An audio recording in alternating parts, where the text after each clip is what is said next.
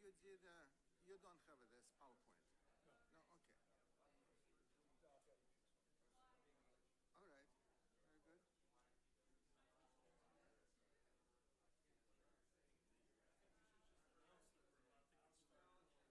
Yes, all right.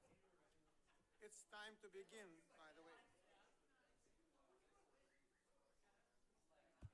Hello?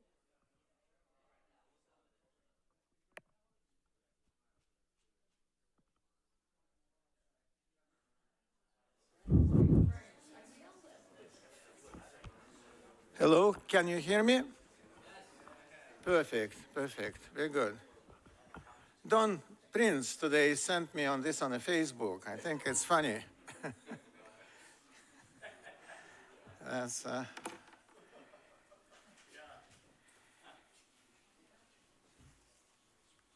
all right, so we begin our panel.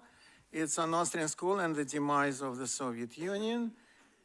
And I'm getting very old, so getting panel chairmanships all the time lately. And today we will go through how the Austrian School predicted the demise of the Soviet Union and the demise of socialism in general. So we will go through some of these quotes. And we can say that today Karl Marx is even more popular. It looks like if you will look at the index of quotations or citations for social science, he is still the most quoted social scientist. That's just amazing. So if you will look, this is this is not the right presentation, but it's all right. We will have it I have it here. Yeah. So you can see I have two computers. It's not that I have a lot there, but it's just to look professional. And so what is the whole idea of socialist revolution? What is socialism? Socialism is abolition of private property. That's the most important, what we should keep in mind. Socialism is abolition of private property, and as such, it's abolition also of civilization, because civilization is being based on this. Awful.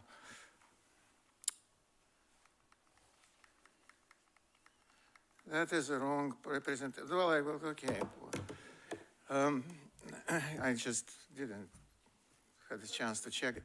Yeah, so if you will remember John Locke, a great British philosopher of the 18th century, he used to say that self-ownership is the most important. That what separates a slave from a free man. Free men, they do own themselves and they own the fruits of their labor, while the slaves are being owned by somebody else. So what we will talk today about the regime of public slavery. Well, there's no such thing, according to Hayek, as public, so we can call it a regime of state slavery, when slaves are owned by the state. And that's the essence of socialism, that they nationalize not only means of production, but they also nationalize people. And people, what is the difference between a free person and a slave? The difference is that slaves do not have choices. Because what is freedom? Freedom is choice. And so if slaves do not have choice, then who makes choices for them? Their masters. In this case, would be central planners. Because what is socialism? Another name for that, according to von Mises, is central planning. Central planning is always socialism, always leads to socialism. And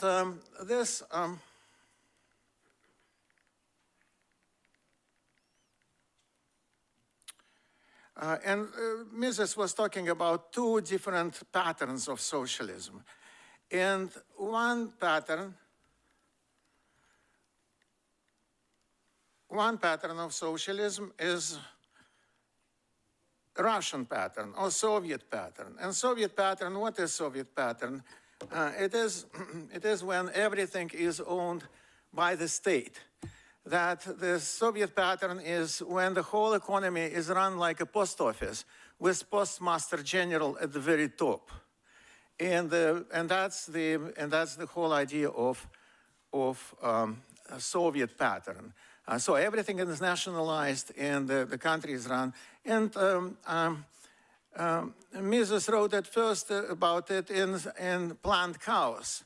Then this idea went through also, and was, last time he mentioned it was in Human Action in 1949, but he was already talking about different two patterns since 1932 and then 1935, Planned Chaos, and then, and another one was German pattern. And German pattern is when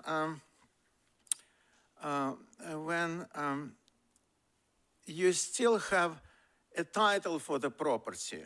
So nominally, the property belongs to you, but de facto, it belongs to the state. So the state is telling you when you open, when you close, whom you hire, whom you fire. So this is all decided by central planning.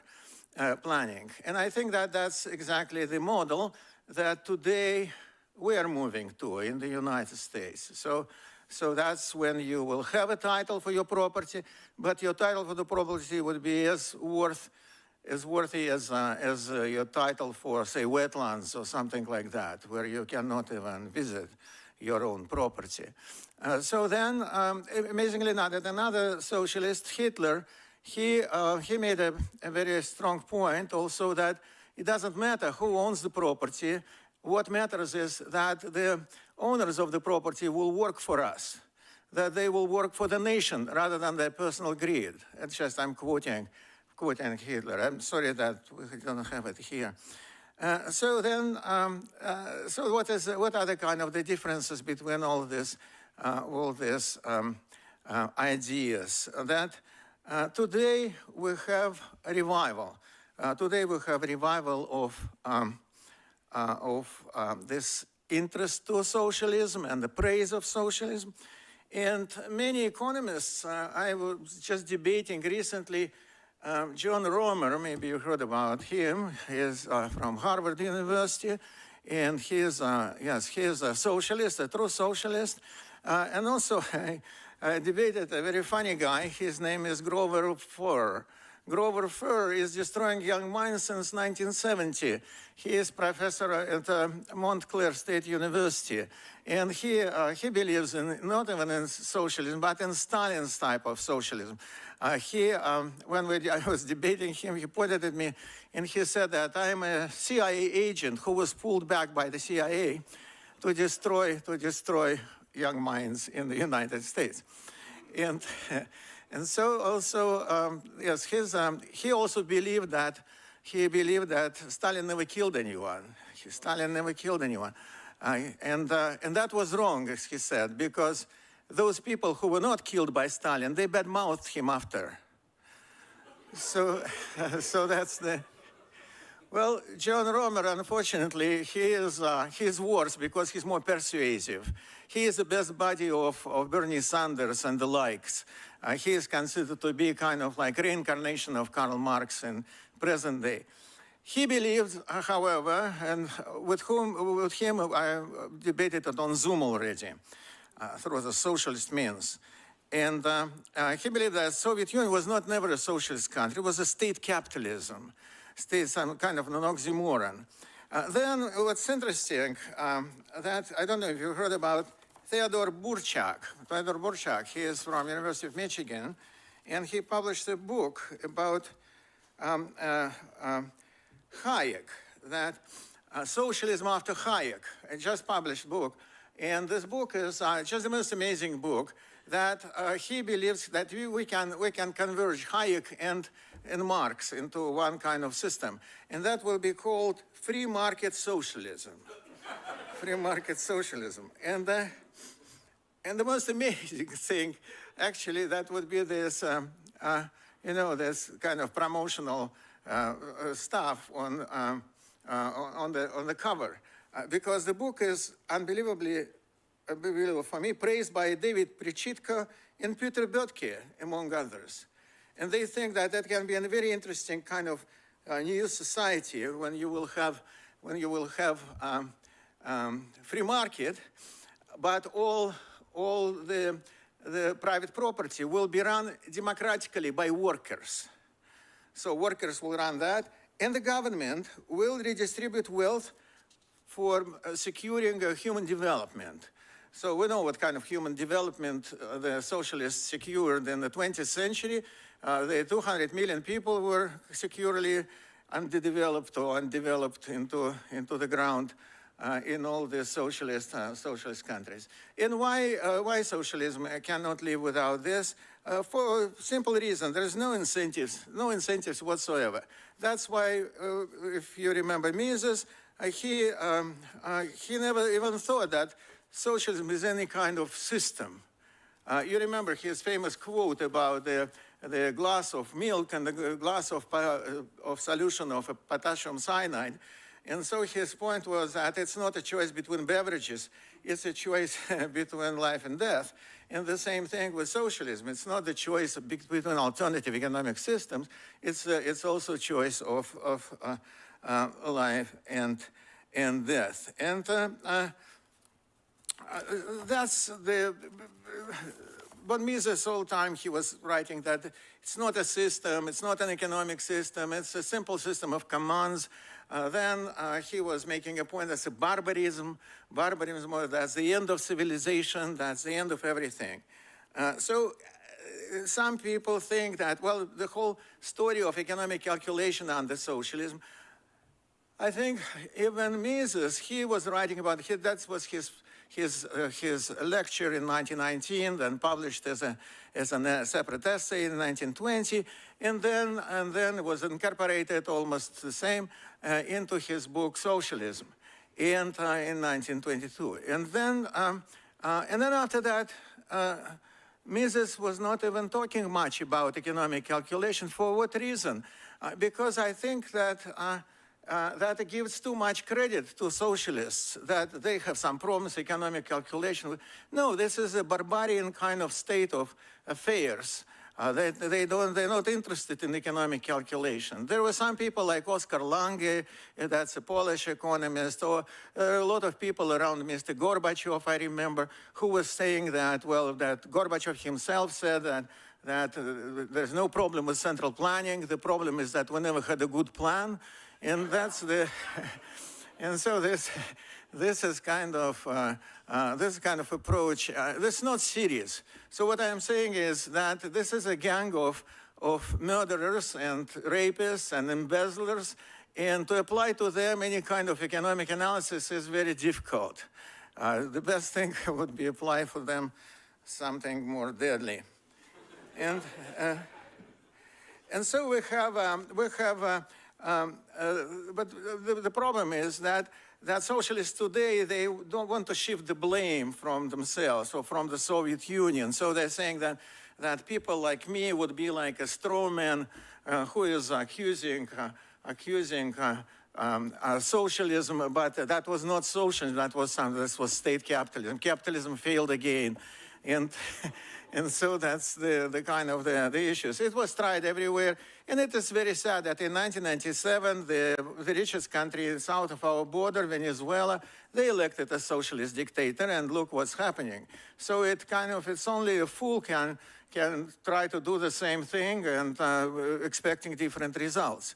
And different results, why? When they're running out of bullets, then definitely the socialism stops. It can only survive because it's so against human nature, so against the laws of economics, that it can survive only by mass shootings. So if you kill a lot of people, then people will do what you want to be done. And that's what I'm working in the Library of Congress on these archives of General Volkogonov, a Soviet military historian, a propaganda person, who is just made illegal copies when he was a member of the Central Committee of the party. And these copies, they just shiver with horror when you read this. So for I think I mentioned it before, even that one of my favorite ones is a commissar from South Russia is writing to Lenin, "Dear Comrade Lenin, you told us to eradicate religion, but you didn't explain how." And Lenin is writing back, "Dear Comrade Imbecile, murder religious people, that's how." And then, and postscript, and murder them the way that people 150 miles around would tremble with horror. And so that's exactly what they were doing. Their idea was this, that's a pity that I had this nice presentation, but there was, Zinoviev was the first president of Comintern and the best buddy of Lenin. And Zinoviev was just openly saying that 10% of people should be eliminated in the beginning, because otherwise nobody would listen.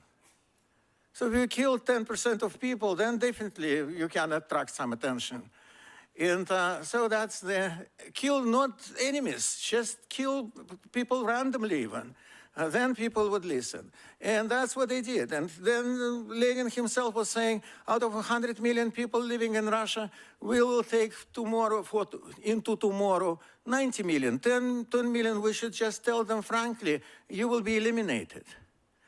Then the first, all these first central planners, they were very, kind of, I would say, very frank in saying things that people should be killed and on and on like that. For example, Dzerzhinsky, he was the chief of the VCK, of this murderous institution. He was, and then he became the leader of the Gosplan, of the State Planning Committee. So you could see the same murderers, they were doing both functions. And he used to say to his VCK murderers that we kill people not for what they did. Don't even ask them about that. We kill people for whom they are.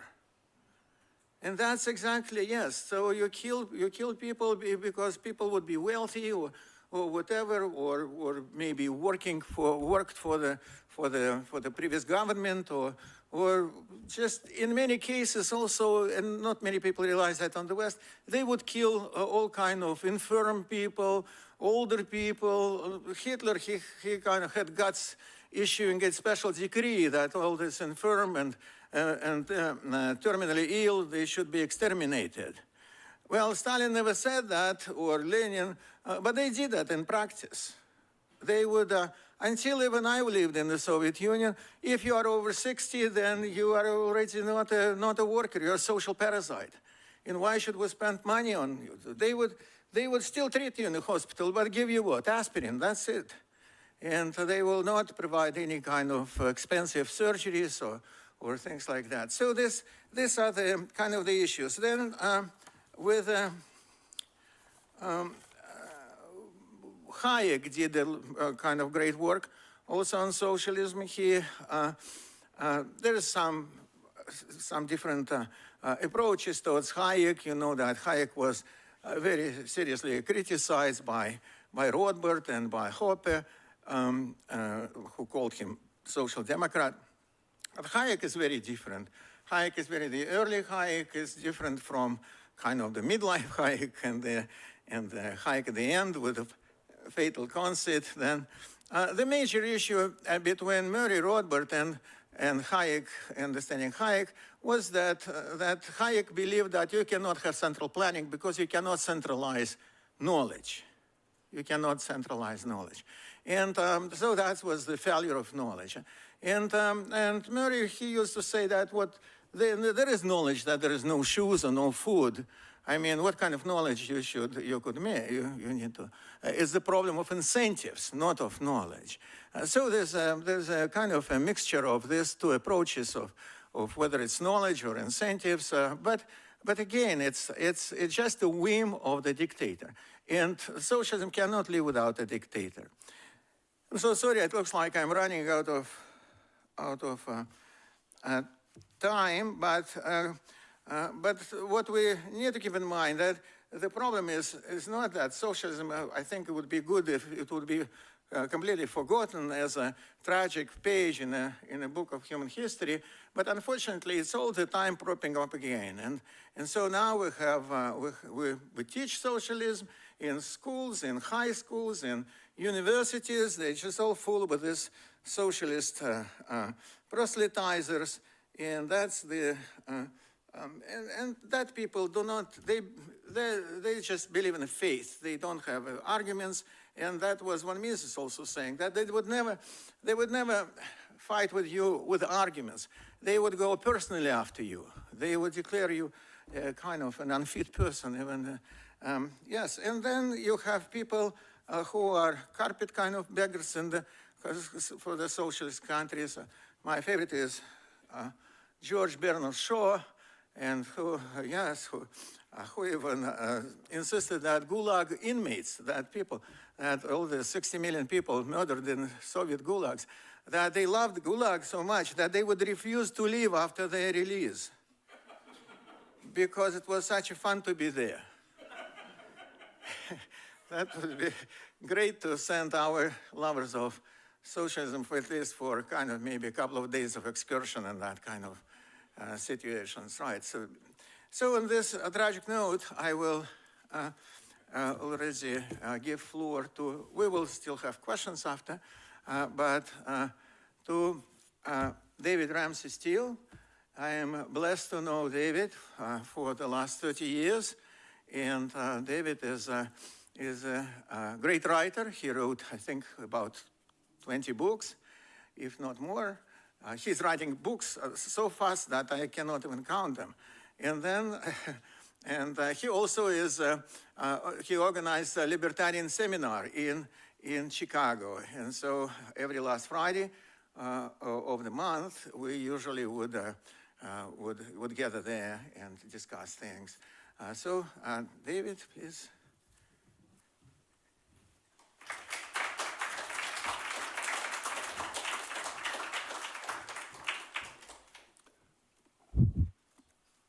Well, I was horrified when I was told, when I learned that I would only have half an hour to talk about George Orwell. But there is one thing worse than having to say something significant about George Orwell in 30 minutes, and that is having to say something significant about George Orwell in 30 minutes and follow Yuri Maltsev. So I wrote this book about Orwell. I brought it with me in case I have a Joe Biden moment. I could quickly look up something I might have forgotten. So I'll tell you a few things about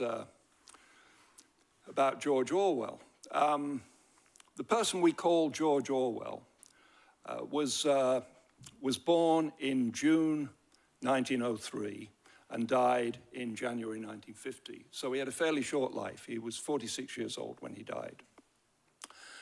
The name on his birth certificate is exactly the same as the name on his gravestone, Eric Arthur Blair, B-L-A-I-R.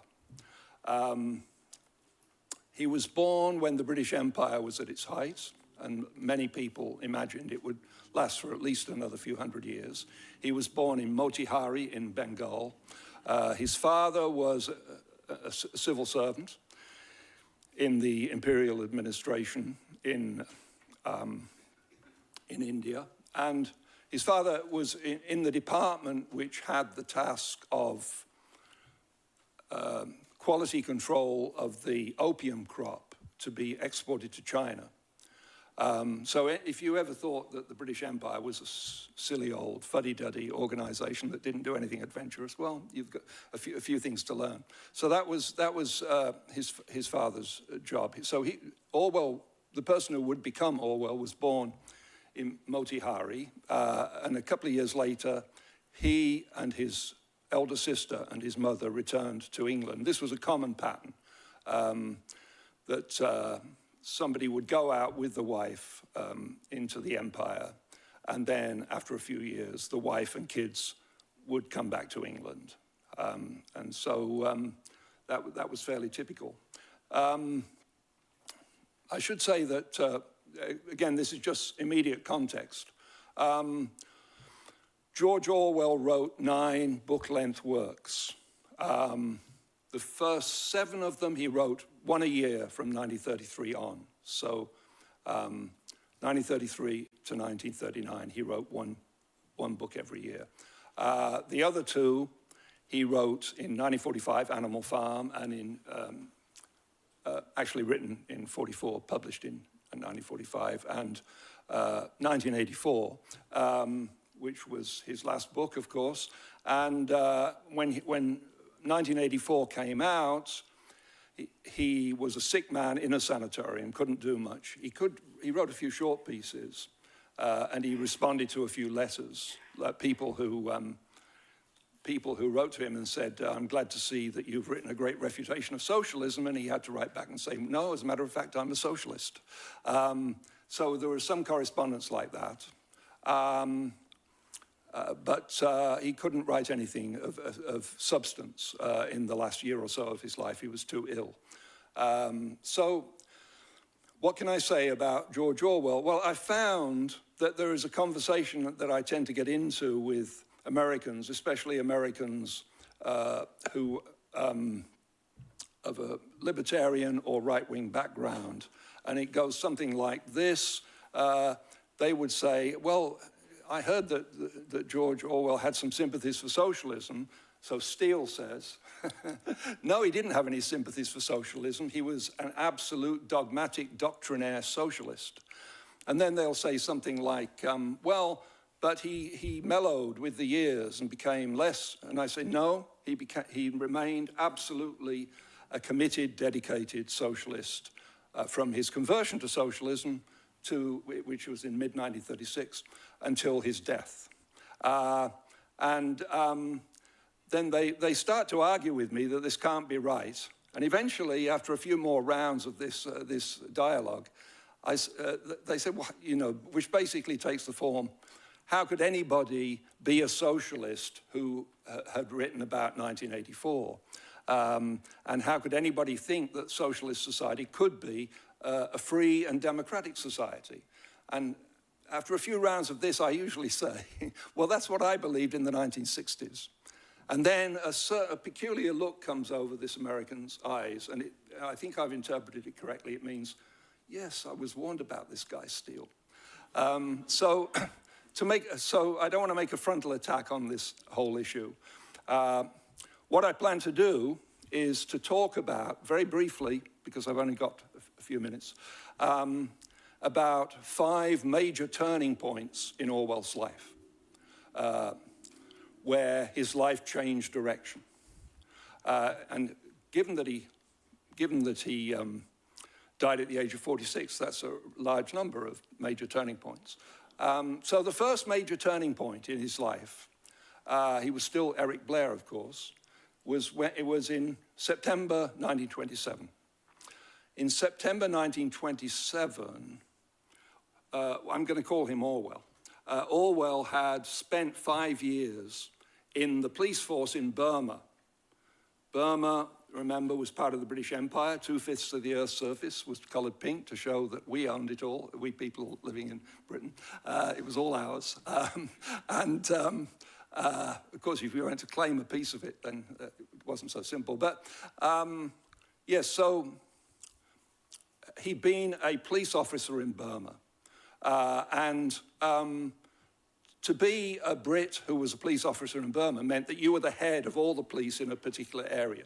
So he was the chief of police in a town and all the surrounding countryside of that town. So native sub-inspectors reported to him, and then hundreds of native constables and sergeants reported to them. So that was his position. It was the beginning of a very promising career as a colonial policeman, and it no doubt would have been just as glorious as his father's as a quality control expert on opium. But he came home to England on leave in September 1927, and he told his astounded family that he was not going to go back he was not going to continue with this illustrious career. Instead, he was going to become a writer. I can just imagine their faces, actually.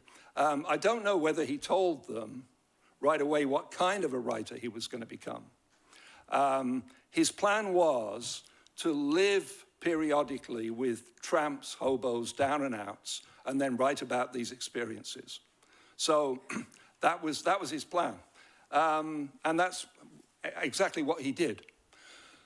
So this is a big turning point. I should say this, that Orwell had been to public school. Now, Americans are always,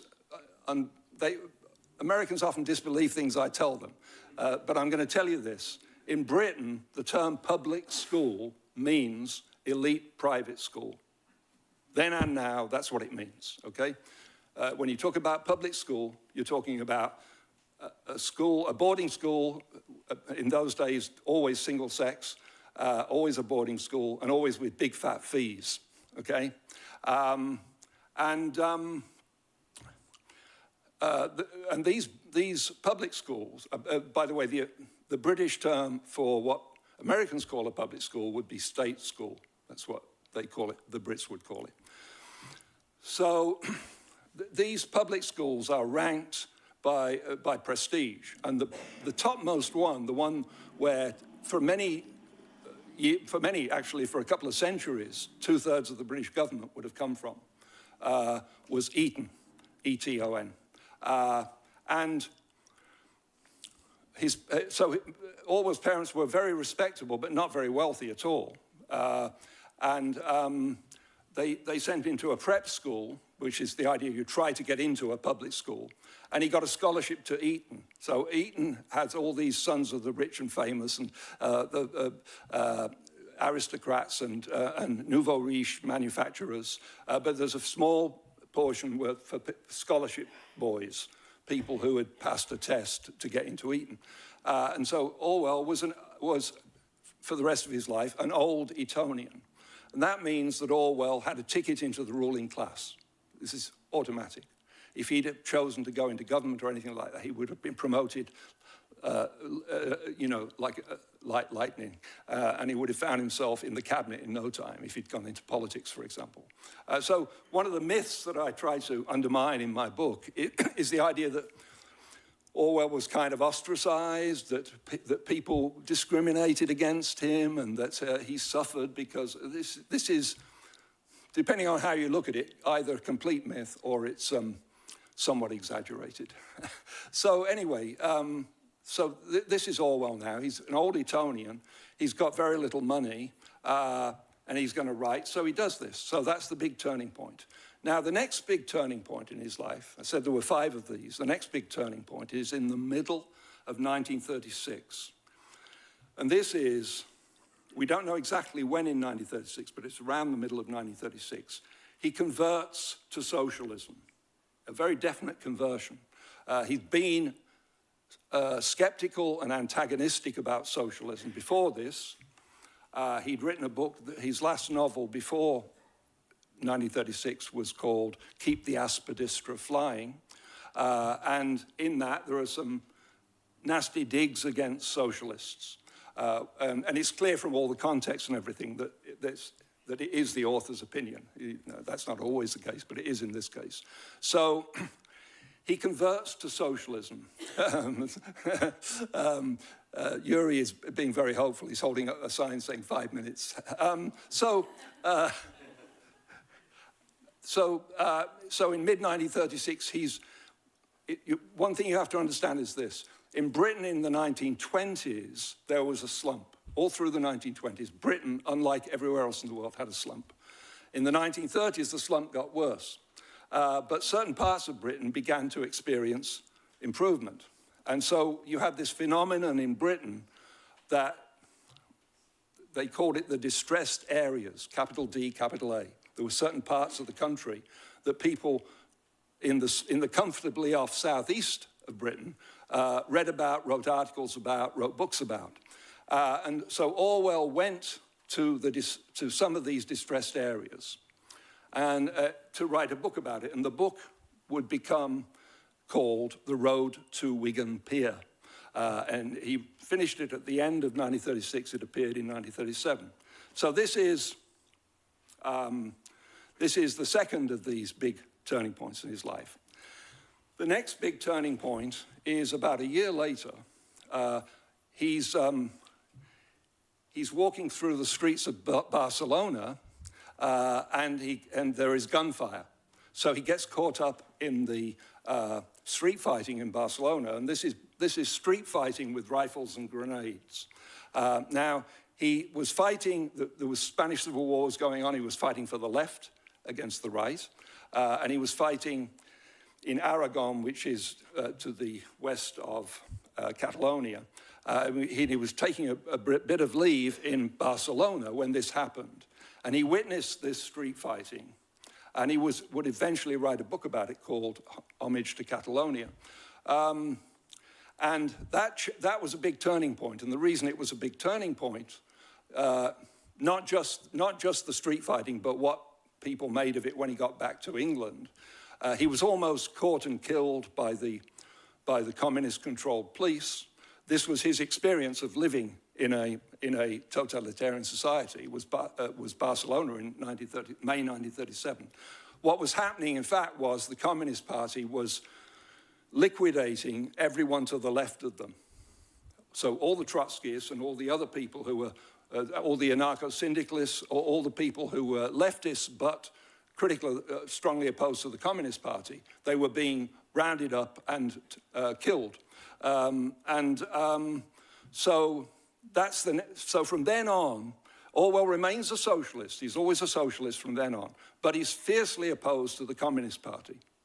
The Communist Party of Great Britain and other communist parties throughout the world, which are all essentially paid and controlled by Moscow. So that's my third one. The fourth big turning point in his life, and we can date this very precisely, it's the early hours of the morning of 22nd of August, 1939. What happened to Orwell after the events in Barcelona was that he became what the communists would call an ultra-leftist. He became an anti-Stalinist revolutionary. And those are the people he agreed with and associated with, and he wrote in favor of them. Now, part of that package was that you were opposed to the coming war. It may seem strange, but if you go back, it's all perfectly natural in context. The extreme left was opposed to any anti-fascist war. And the thinking was, they fooled us in the First World War and made us go to war against Germany because of Prussian militarism. Now they're saying the same thing about Nazism, fascism, right? It's a trick to get the workers to slaughter each other. So for over 2 years, Orwell had been preaching an anti-war message. He has this dream in the early hours of the morning, 22nd of August. He wakes up from this dream and he says, reporting on this, I knew I would fight for my country in this coming war. So he switches on that very precise date from being anti-war to being pro-war. And incidentally, he swaps places with the Communist Party because they switch from being pro-war to being anti-war. Because, of course, what has happened is this cozy arrangement between Stalin and Hitler. So the communists became the peace party. Again, any talk of going to war with Germany is ridiculous. It's all due to British imperialism, right? So that's the fourth. I'm going to get 1 minute. Okay, I'm going to mention the fifth major turning point. And I would say this took place over several years. So what happened was Orwell became a big supporter of the war, got a job with the BBC to indoctrinate the masses into support for the war. And a lot of the stuff in 1984 is a kind of friendly reference to the BBC. He changes from being any kind of a revolutionary. See, he changed on the war issue, but he was still at heart a revolutionary. He gives up revolution and he essentially becomes a supporter of the left wing of the Labour Party. So that's how Orwell ends his days. And so in 1945, you had this huge win for the Labour Party. They had a majority government for the very first time. They immediately nationalized 20% of the British economy, gave independence to India and various other countries, introduced a free national health service, and introduced a welfare system that was very generous. So all that happened in a few years. So Orwell, in his last few years, he has two fixed things that he keeps on beating on. One is, we must oppose the Soviet Union. We must be prepared to nuke the Soviet Union. We must, or at least we must debate that.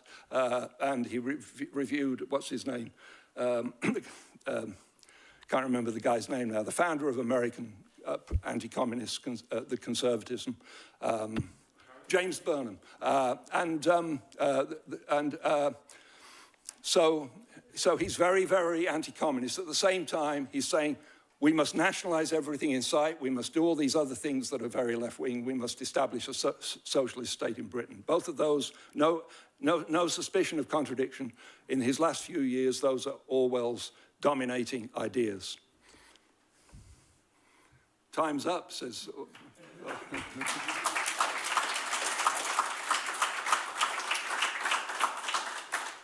So, what happens now? No, I'm coming. You're coming, oh, okay. And then we will have questions. Yes. So we're collectivizing the questions. Yes. All right. All right? Yep. Well, will you introduce yourself, or? Okay. And it's a pleasure for me to introduce Andrei Znamenski. He is a historian. He is a very famous historian. He just published a fantastic volume on socialism as a creed rather than as an economic theory or doctrine. He is teaching at University of Memphis. He was teaching here in Alabama. He is doing his own TV, great TV station in Russian for Russians. He is traveling there, unlike myself, and I think I have enough reasons to die, and instead of adding one more, and so he's speaking quite often in St. Petersburg University, European University in St. Petersburg, and so I am very pleased to welcome Andrei and.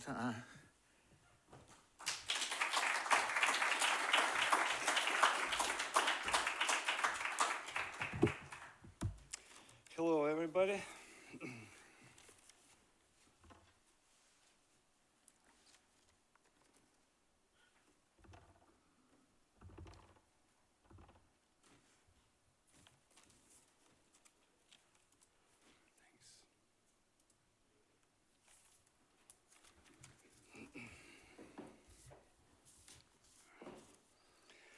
Well, let me start with a small remark.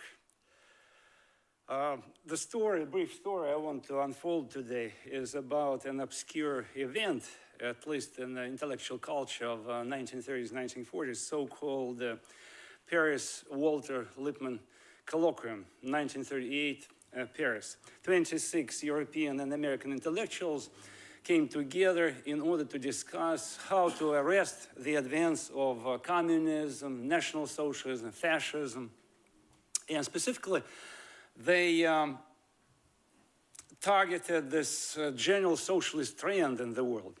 They wanted to show to the people, somehow to convince people that they shouldn't draw the border between National Socialism and communism. And of course, they were not successful because they were marginal. Nobody even heard about them. They hardly produced any dent in the intellectual and cultural life of North America and Europe. Although there were a few famous intellectuals who contributed to this Walter Lippmann colloquium. First, it was about Walter Lippmann, a famous then American reporter who wrote a book with this bit funny title called The Good Society, okay, where he expressed a concern about a war machine that during the First World War opened the road to governmental planning, to ascent of the big state. It caught attention of Friedrich Hayek. He befriended Walter Lippmann. Eventually, Hayek introduced Walter Lippmann to Louis Rougère, who was then known French historian of science, a bit of economist, a bit of philosopher. Essentially, three of them put together this colloquium, invited some bright minds of Europe, people who were widely known in narrow circles because public never heard about them, such names like Raymond Aron, famous philosopher, Alexander Rustov, an economist, Wilhelm Röpke, Mises came there, Hayek, of course, came there. A few historians agreed to support this meeting.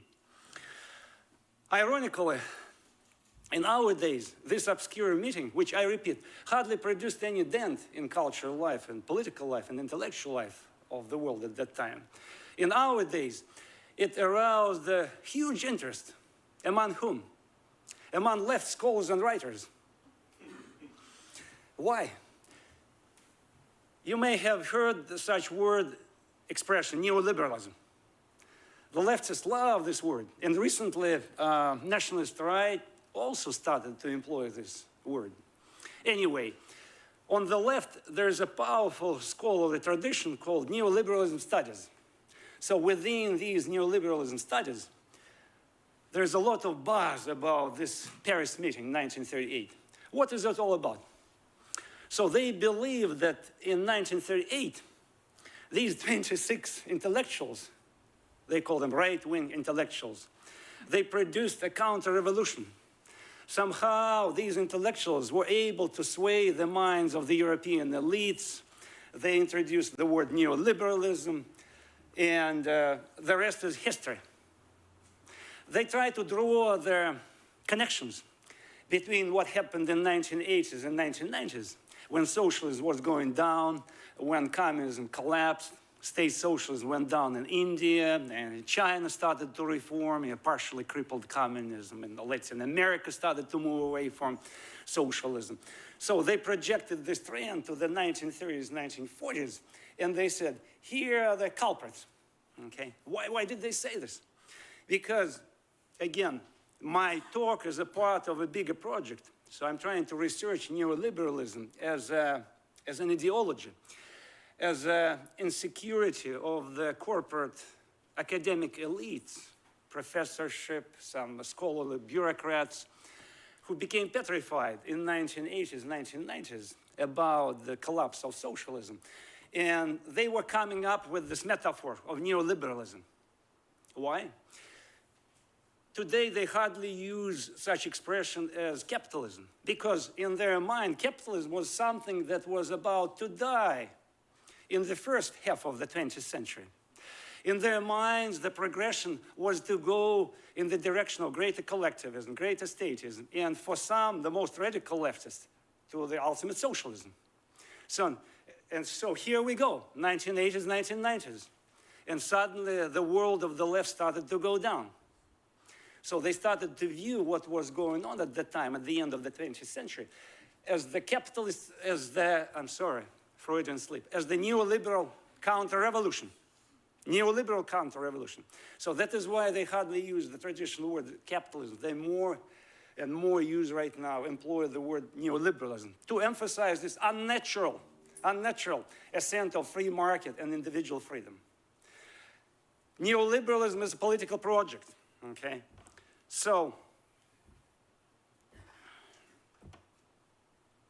a few highlights, bullet points about this scholarship for you to kind of take with you, okay?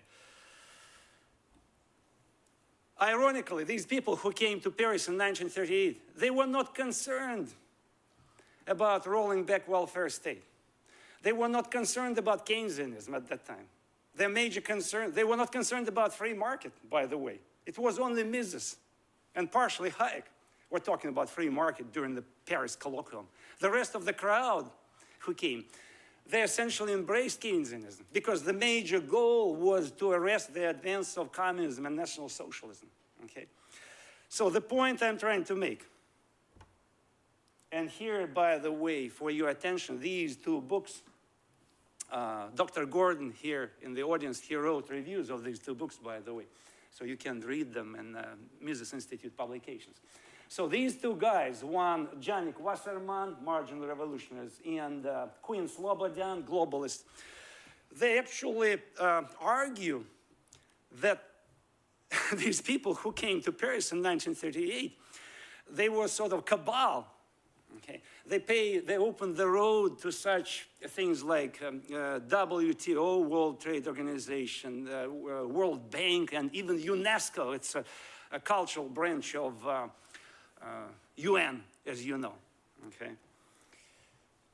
And my paper is actually to draw attention to these books, how, in this case, two scholars who are historians, ironically, and that's the point I want to make. These two historians, they essentially produced two anti-history books, okay? They didn't look what drove the minds of these people who came at that time to Paris, okay? Because on their minds, there was a different agenda. Look at this last bullet point. I don't want to occupy too much your attention.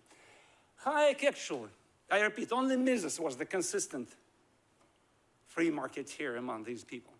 Even Hayek made compromises during this meeting with welfare state, because it was not welfare state that was the goal, that was the target at that time. Hayek actually targeted welfare state for the first time only at the turn of the 1960s. If you look into introduction to 1957 edition of The Road to Serfdom, and one of the chapters of Constitutional Liberty, that's where you see it for the first time. Before, he never targeted it, okay? Because the goal was different. Unlike, in contrast to what these two guys argue. So what they agreed, these people who came to Paris, they agreed that to defend constitutional principles, because at that time there was a real threat to constitution. They spoke against this attempt of mainstream intellectuals to divide National Socialism and Communism. They tried to convince it's the same phenomenon, essentially. Okay? And they did, some of them agree about the need to respect the price mechanism. Okay?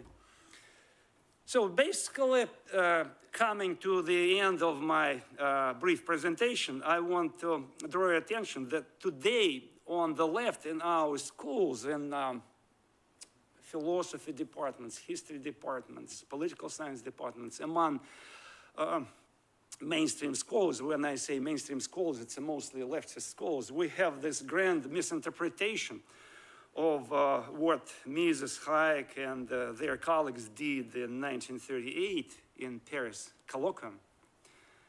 In contrast to neoliberalism scholars' assertions, most of Paris meeting accepted the welfare state. They subscribed to Keynesian prescriptions because, I repeat, Keynes was not yet a target at that time. It was later when welfare state became debunked in the eyes of the people by the 1970s, 1980s.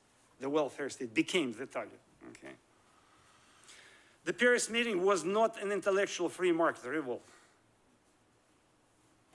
So that is why, in conclusion, I would like you to exercise a caution when you hear this expression, neoliberalism. Words are very meaningful, okay? So today I tried to unpack the meaning of this word, and I also wanted to show you, using this small event, I repeat, which hardly produced any effect at that time in 1930s, because these were the marginal intellectuals. So how left social scholarship twists things and essentially misinterprets things, okay? That is why I drew this arrow, so we deal with this misinterpretation. Look at this title, by the way, in conclusion. One of the books about this Mises Hayek cabal, okay, that supposedly started in 1938, is labeled Masters of the Universe. They were not masters of the universe, for goodness sake. Nobody heard about them at that time. Again, I don't want to diminish the historical role of these courageous people, okay, who found the guts at that time to go against the grain. But we have to face the reality. They were marginal, and they were not revolutionaries, okay, because they didn't start the revolution. The revolution started in earnest when? In 1970s, 1980s, 1990s. That's history. Thank you for your attention.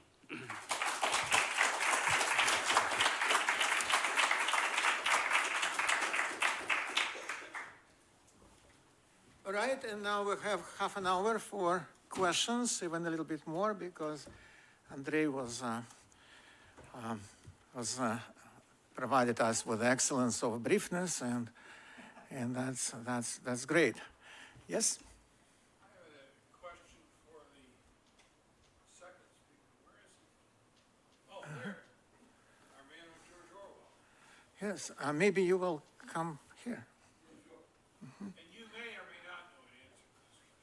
To what extent, to your knowledge, was the British-Polish film that recently came out and is being streamed on, I think, Netflix, about the British reporter who went to the Ukraine and reported on all the abuses there and was eventually killed, but they implied in the film they had a meeting with a British writer who was portrayed as George Orwell. Do you know anything about that, or is that a totally fictional account? All I know is that there was a Ukrainian translation of Animal Farm, which was, of course, illegal in Ukraine because it's part of the USSR. And when did the Animal Farm come out? Animal Farm was released in 1945, so it would have been a year or two after that. Well, this is the things portrayed in this film. I highly recommend it for anybody who, and I'm sorry I can't think of the name of it, but Mr. Jones. It was about the Ukrainian, the intentional famine, the murder of all the Ukrainians. So that would have been, well, in the middle 30s or something? Late 20s. Right, So, right. So, but they clearly portrayed, which could have been false, that this author who was talking with Mr. Jones, the reporter, as Orwell. But of course, like I'm saying, I have no idea whether that's factual or not.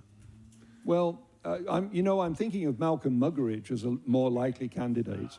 He was somebody who wrote a book called Winter in Moscow, which was a very early sort of vitriolic attack on the Soviet Union, on the famine and all that. It's never achieved it's never achieved much popularity, partly because there are some nasty aspersions against a particular ethnic group in it. But that it could be Malcolm Muggeridge, who was very active as a journalist at that time. So. Yes. Oh, okay. Well, at first I would like to, I prepared this presentation, which unfortunately was not put up, and I also wrote a paper of 28 pages. So if anyone is interested, you can send me an email, and I will gladly email you a presentation and the paper as well. And what I'm working right now I'm working on history. That's it's a very amazing thing. I was intrigued by the fact that today in Soviet Union, and especially in Ukraine, they opened archives, the same archives which are still under lock in Moscow, in Russia, but Ukrainian government, it's a very pro-Western government and very anti-communist government. They opened archives, and it's amazing what you can find there. One is the hint that it was Stalin who murdered Lenin in 1924. That's amazing. It is actually, if you would watch, there is on Netflix, there is a wonderful Russian serial called, the name is Trotsky. Trotsky, yes. And the last scene of that serial is that Trotsky is coming to Lenin, who was very frail at that time, and he demands to remove Stalin from being a leader of the party. And Lenin agreed, and they together they wrote a manifesto, and which was to be submitted to Politburo members next day. But next day Lenin died because Lenin's secretary immediately called Stalin and told him the content of the letter. And so Stalin visited Lenin a day before he died with 12 doctors. Yeah, that's even so overkill, definitely. And And so that's one thing. But another thing is that what occurs to me is very interesting. I mean, I don't know how. I still need more sources to make it more sound. That why Stalin hated Trotsky so much, why he was trying to kill him all the time, and my idea is that because he has stolen everything from Trotsky. He has stolen everything from Trotsky. In the 1930s, he was busily preparing a war with Germany. And he was outsmarted by Hitler, but that was the case when the Soviet army at that time was about 4 times bigger than German army. They had 3 times more planes, 4 times more tanks, more of everything. And it was the aggressor's army. So they were for onslaught, not for defense. And that's how, and that's very interesting. And then he sent Mr. Mercader. There were a lot of other communists, if you remember. Siqueiros was a great Mexican artist, and others they were trying to kill Trotsky, and they succeeded. But amazingly enough, there's a lot of also interesting things. I discovered that Trotsky was a U.S. citizen. That's very interesting. I never heard that before. And so he traveled a lot in the United States, already infecting our universities, which right now became kind of breeders for Trotskyites all over the world. Mm-hmm. Howard Sherman's text on Soviet Union quotes Trotsky as saying early on, Marx was wrong. We cannot have a dictatorship of the proletariat. We must have a ruthless dictatorship over the proletariat. And like you said, Stalin just adopted all of that. That's right. Yeah, they were pretty bad, all of them. Uh-huh. I have the GI Bill put me through college, and lately all these people are saying now that thanks to socialism, you were able to go to college. The GI Bill, thanks to socialism, you're able to have police force and fire departments, all that. It drives me crazy, but going back to what you said about Trotskyites being infected in colleges now, it's nuts. I see this from normal, rational people. I'm like, this is, you know what I'm saying? Any thoughts? It doesn't have to be you or them too. I don't know how to pronounce your name, sorry. But any thoughts on just how to, I mean, what do you say to people who are just believe this crap? It's nuts.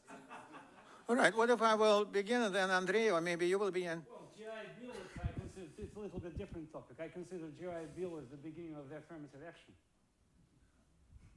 Beginning of the affirmative action. So 1957, as far as I remember, yeah? Or early. And then we have 1960s, this affirmative action. And that's the rest again, as I said, is history, because we have to deal with certain ideological follow-ups to these things. When more and more groups join, and we have a bunch of groups who compete for resources, lobby groups. But it's ironically started at that time, yeah? It's interesting that that in the United States, according to Pew polls, 57% of our students prefer socialism to capitalism. In the United Kingdom, it's 49%, and amazingly enough, for some reason in Canada, 21% only. So but still quite a lot in all of these countries. But the thing is that the good thing that they don't understand what socialism is. So they don't think it's gulag. They think it's like smoking pot and singing kumbaya and doing all kind of nice things to the elderly people and fight racism and things like that. But socialism is not that. It is abolition of private property. And von Mises all the time was saying that market economy is private property. Private property he put in the socialism in his book as the #1 kind of thing. So that's, and then they erroneously, I mean, even Bernie Sanders was saying that Denmark is an example of socialist country. She was just Prime Minister Rasmussen, next day he said, don't badmouth Denmark. We are as capitalist as you are. And so that's yes?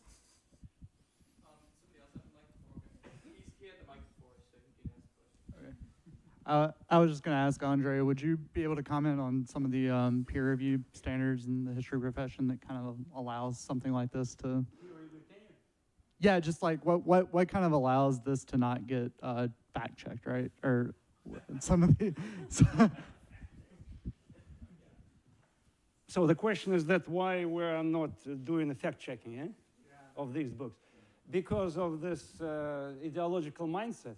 Yes. So there's, again, we have to talk about how in US the system of higher education developed, you know, how history department, anthropology department, the political science departments, economics departments to a less extent, how they formed their graduate programs, who they recruited, who were teaching these particular people, you know. If you go to, for instance, Globalist, this book Globalist, Queen Slobodian, you have to look at where he went to his graduate school. It was Rutgers University.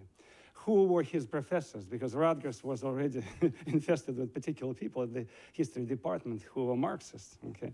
When I went to a graduate school in 1990s in Ohio, in a small, again, a small university, University of Toledo, Ohio, the dean, he was a known Marxist historian, okay? And I remember when we were sitting in a classroom and the students were kind of laughing, discussing a couple of Marxist books. So one student said, oh, are we supposed to talk bad about Marxists? Showing to his office, you know, that was upstairs. I'm just telling you this is something that it's about when we are talking about quantity that turns into quality. So it's a widely known story. I'm not telling you any news. You know, all of you who are here, 90%, you know what I'm talking about. So they are not going to do fact checking. Okay, they are going to dismiss particular facts which are uncomfortable and amplify those facts that work for them. You know, that's how it's done, this scholarship. And I went to a talk of this guy, Queen Slobodian, who came to Memphis. He was talking at Rhodes College. He did a talk, a small private college. And the whole audience was already kind of user-friendly audience, you know. It amplified him, you know, it was giving him feedback. And essentially it was a political gathering, you know. So how are we going to stop these neoliberals? That's how they call the people who defend free market, individual liberty, okay? Again, when you mention these things, of course, they're like a red flag, you know, for them. So there will be no fact-checking. There will be, the tide will be turned against them when we have a new critical mass in these departments, you know. So far, we have something that doesn't encourage fact-checking. I think it was a good, great essay. I want to remind you, Intellectuals and Socialism by Hayek, in which he is making it clear why these people are becoming socialists. Because socialism is giving them a claim to power, that they know more than anybody else. And so that's why. And the person next door who is making toilet paper, he is richer than them. That makes them crazy. That somebody is making something useful. That's the. All right. Yes. Yeah, so Mises writes about how mixed economies don't work. Like, it's written everywhere in Mises, but also just like I read it in like Planned Chaos. He particularly like lays that out. And I have a lot of friends back in my undergrad who are socialists, and they'll say, okay, Stalinism bad, Trotskyism bad, and they'll like claim that, but then they'll say, well, but we can have a mixed economy. And then the moment I would try to like start to refute that, they'll go to, you know, Norway and Sweden, which I will, you know, then explain that, like, they are more capitalistic than we are in some ways, but yet then they'll point to the fact that those Scandinavian countries have a lot of socialistic, like, programs in place, like universal health care and stuff. And I guess, how do you refute that at that point? Because is that, in a sense, a mixed economy? I worked with an economist. We called him Abel Aganbegyan. He was the chief economist under Gorbachev, and we called him the biggest economist in the world because he was even bigger than me, and maybe 500 pounds for sure. And so he, speaking with Gorbachev present, he said, what I think we need to do, we need to build a Swedish model. And even Gorbachev, who didn't think much about economics, he said, where you would get the Swedes? And that's exactly, I think that's exactly what it is. Yes, these models, Lenin understood even that it's incompatible. His point is that you cannot create, like, sit between chairs. I think that was what what's his name is, Lee Kuan Yew, the Prime Minister of Singapore, the author of Singaporean Economic Wonder, he said that third way leads to the third world right away. And that's exactly right. Mm-hmm. Yes, can you hear me? Yes. When you're discussing these issues with modern socialists, they'll often, when you bring up private property, they'll say, oh no, socialism is, they allow personal property that's different than private property. Do you know where this artificial distinction between personal and private property comes from? Yes, personal property would be considered property which cannot be used to exploit others. That's what it is. So, I mean, if you have your toothbrush and everything, that would be your personal property. So that's a unless kind of a you lease it classic, out, yeah. That's a classic socialist. Does that come from Yes. Russian socialism or Marx? Do you know where that Personal comes property. No, even in China. In China, however, the next stage was to abolish even personal property. They had communes of the 9th of May in which the men would live separately from women in these big dorms, and even shoes would be put like size 8, size 9, size 10.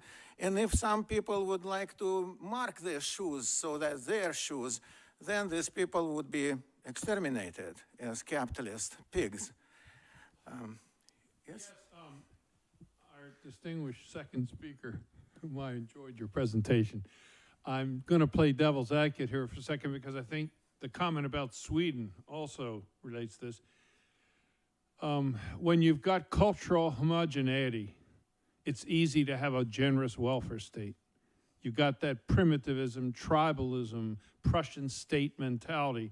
As soon as you start getting fractious tribes, so Europe is voting against now expanding the welfare state because they see all the immigrants coming in. And when I think of affirmative action in the United States, the affirmative action began with the United States Senate.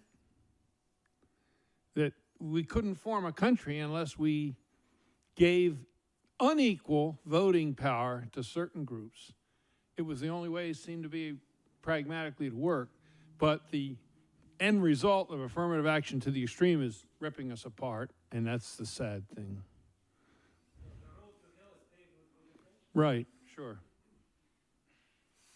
All right. Oh, yes, Tom? Professor Steele, could you please explain the idea of building a New Jerusalem on Britain and Orwell's role in that? What's the precise question? I mean, the New Jerusalem is just a way of talking about socialism. What's the question exactly? Orwell's role in that whole 45 era, the Labour Party. Yes, well, Orwell was very enthusiastic. I mean, before 1945,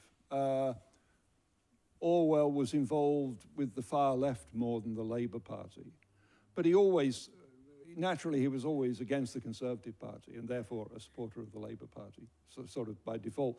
In 1945, he became very enthusiastic.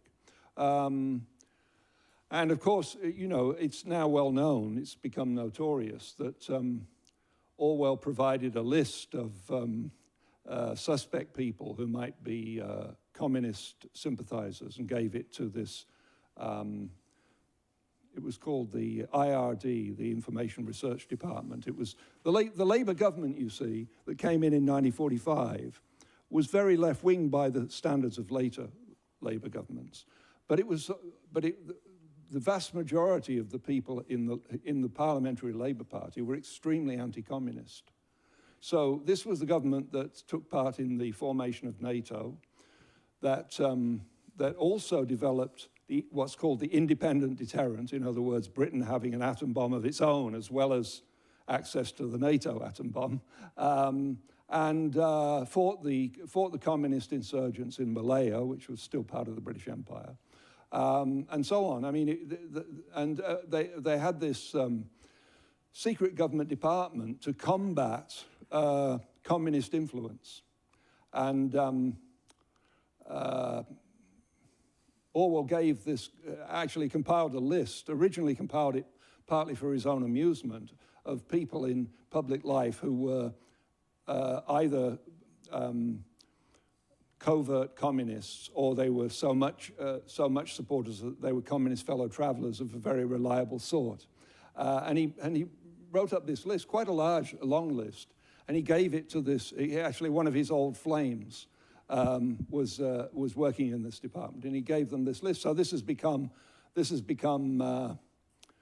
you know, something notorious about Orwell. And, you know, was Orwell McCarthyist? And if you read my book, I say, you know, it's easier to give a defense of McCarthy than of Orwell, because McCarthy was actually concerned about people who we now know were guilty of being communist agents in government institutions, whereas Orwell was just going on his hunches and putting down the dirt, although he was often right, you know. So anyway, so that was one thing.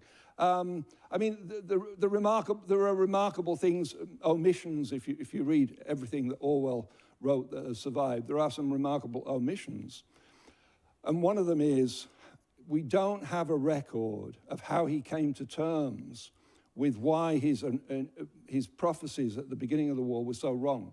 He said repeatedly, and very emphatically, there's no way to win this war except by a socialist revolution. The reason, in the early days of the war, he said the reason that Germany is beating us, because Germany had these victories, of course, in the first couple of years of the war, is because they've got a planned economy. And unless, so what we need is a socialist revolution. And also part of this idea of a socialist revolution was to democratize the armed forces. Now none of that ever happened. The whole class structure of the British state, where you couldn't really, it was almost impossible to become an officer in the army if you had a regional accent, which showed you were either working class or lower middle class, right? Almost, not quite, but almost. That kind of class structure, which was still very powerful, was never overhauled or replaced or anything like that. So no transformation of the British political system took place, and yet we won the war, as it were. Now, of course, you could say the Soviet Union won the war for us, but that wasn't Orwell's argument. So another thing was he kept on saying, India will never get its independence. That's ridiculous. He was in favor, one of the things about Orwell was he was very much in favor of independence for all the colonies, but he was always saying it was impossible. So he was saying, yeah, great, they should all have their independence, but then, oh, but if you talk as though they're going to get it, that's wrong, because realistically they can never get it. So Orwell must have had a tremendous sort of disillusionment or a reawakening when India got independence within the Commonwealth, but it was still effective independence. So India got independence, and of course the war was won. So all these things all against his predictions. And we don't know exactly how that, because he didn't say, he didn't write in his diary, I was so wrong about this, and this is why I was wrong. What Orwell usually did was say, I was wrong about this, but other people were just as wrong, and I was right in some cases where they were wrong. So that was Orwell. By the way, one of the things that I expose in my book is the idea that Orwell was peculiarly honest. I don't think he was peculiarly dishonest, but he wasn't peculiarly honest. For example, he worked for the BBC, and he put out a lot of war propaganda. And one thing he's pleased with himself is that the Soviet Union is about to attack Japan, and so he puts this story out, and knowing it's false, and he writes letters to people saying, "I'm putting out this story. I know it's false, but it's really doing something for the war effort, you know." So Orwell was not peculiarly honest, but anyway. Those are a few observations about it. I think that I just, if I make a very short comment, A question for that David. what happened, that KGB, that David, he published his book just recently, so KGB couldn't read it. And they were still giving 8 years of prison for people who would read 1984, for example. The same amount as for reading Road to Serfdom or Solzhenitsyn or whatnot, yeah, so So it kind of sounds like Orwell unmasked, yeah. I want to ask David a question. In reference to our talk yesterday, you mentioned something along these lines, as far as I remember, that we would have known Orwell so much if he had been a person on the right. So you said it helped actually that he remained a leftist because he acted as Martin Luther within this Catholic Church to kind of blow it up gradually. Yeah? Is that a correct assumption? I mean, I think that's, yeah. I mean, I think it's in my book. The fact that Orwell was a leftist and could always say I'm a leftist and was very careful to avoid doing things that might get him branded as a rightist. He was very calculated person, Orwell. And he saw that if he did certain things, he'd be branded as right-wing, and he didn't do them. Of course, a lot of people don't know he was a leftist, but the fact that if you look into it, you find he certainly was a leftist, that has a lot to do with the great success of Animal Farm in 1984, because you think of all the school districts and so on that make those books required reading, for different age groups. And can you imagine those bureaucrats in the education system doing that if he was a member of the John Birch Society? No, you can't. It's very much helped the sales and the impact of those two books. That people in the know could always say, well, Orwell was a socialist, and he was a socialist, and but that helped the books. Well, we'll have another couple of questions. Yes, Tom? Yuri, you mentioned how the socialists, even today, want to get rid of personal property. That's on the agenda of the so-called Great Reset, the World Economic Forum, Klaus Schwab, the former environmental minister of Denmark was a part of that group, and she wrote a paper in Forbes, an article in Forbes magazine, where she said, in 20 years, you will own nothing and you will be happier than ever. And their model is that the government will own everything, and you will lease things from the government. If you want a hose to water your garden, you will lease the hose from the government. Everything. Well, Barack Obama's father, he wrote The Future of African Socialism, saying that we should tax people 100%, but then give them everything they want. So that was, yes, Mr. Rasmussen? Regarding the calculative character of Orwell, Yes. and always wanting to keep within the sort of socialist framework, does that make any difference? Does that have anything to do with the fact that many of the editions of 1984 have Eric Fromm as the guy that's writing, telling the student what it's about? I always found that extremely interesting. Right. Well, of course, that wouldn't have been Orwell's doing. I know that. Yeah. Right. So, I think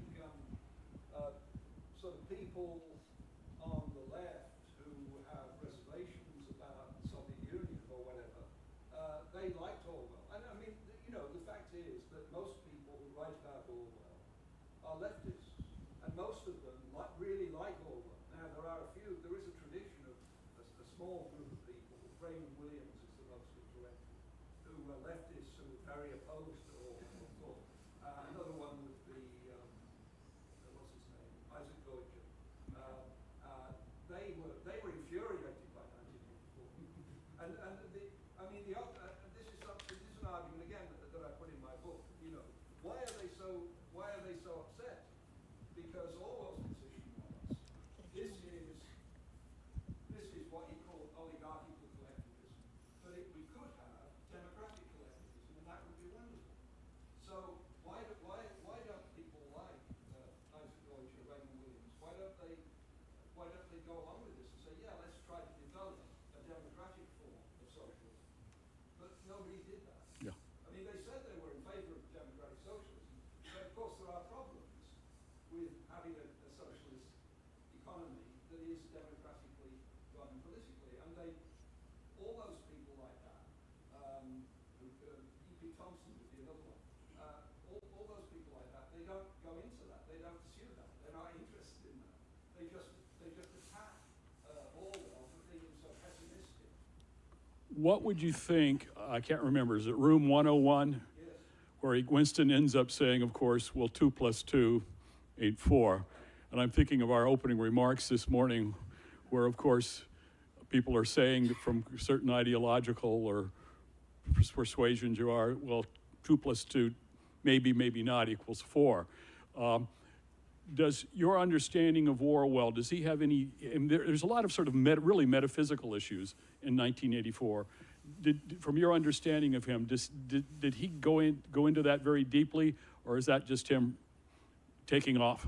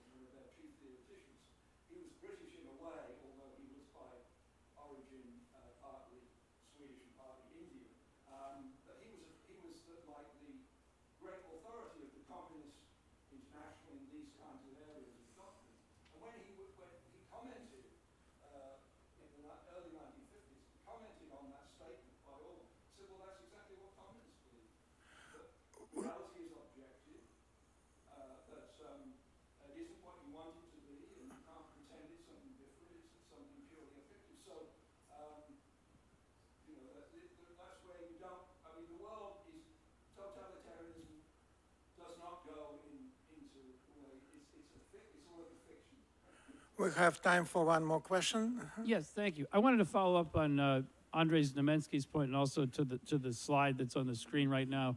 I was listening to a National Association of Scholars conference about a week ago with Paul de Quesnoy, Charles Murray, and Amy Wax. And Amy Wax made a comment that critical race theory is apparently making great strides in the economics profession, whereas economics had been kind of a bulwark of, let's say, rationality, that it's become infected with this Marxist critical race theory. So to Andrei's point about the reasons behind these books getting published, I was curious if you could touch on the state of economics. Thank you. Well, just briefly, what actually you are referring to is so-called diversity industry. So since 1960s, 1970s, again, everybody knows about it. So we have particular services, offices at each university institution.